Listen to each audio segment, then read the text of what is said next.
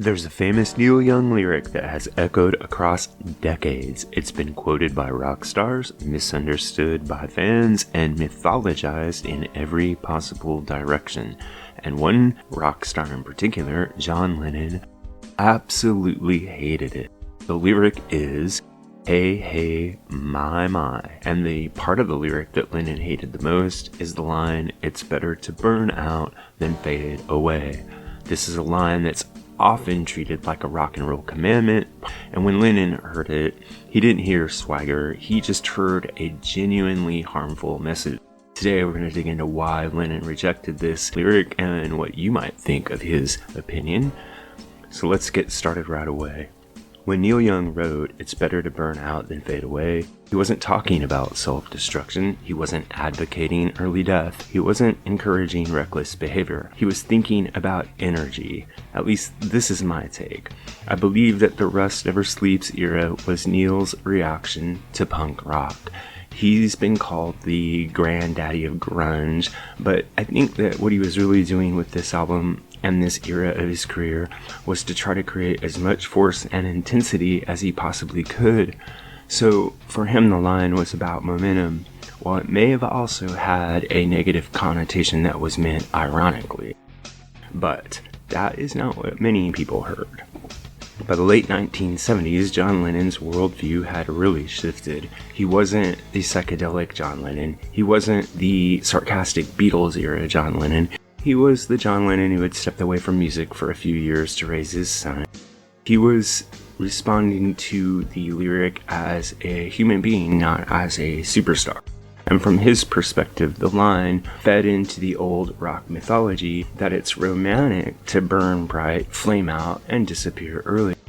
He rejected that completely, believing that fading away was inferior to changing and adapting. For Lennon, life was about prolonged discovery and evolution. And this is where things get complicated, because over the years, the line, "It's better to burn out than fade away," has taken on a life of its own, bigger, darker, and far beyond what Neil Young ever intended. The line has showed up in movies, on t-shirts, in interviews, and its most haunting appearance, of course, was in Kurt Cobain's suicide note. Neil Young later said that this line being in Kurt Cobain's suicide note deeply affected. He didn't blame himself, but he realized how the line could be seen in a negative way when taken out of its artistic context. In later interviews, Young began to clarify what he meant. So who was right? Well, in a way, both. Neil Young's vision of burning out gave us some of the most fearless, risk-taking albums in rock history, from Tonight's the Night to Ragged Glory. And Lennon's belief in evolution gave us the art from the Beatles to Double Fantasy, a man changing, reinventing, and surviving. These are two different philosophies of art and two different philosophies of life. One says go hard, make noise, and leave a crater. The other says grow, change, and let your art reflect your life. The truth is, rock music thrives on both of these points of view. At least this is what I think.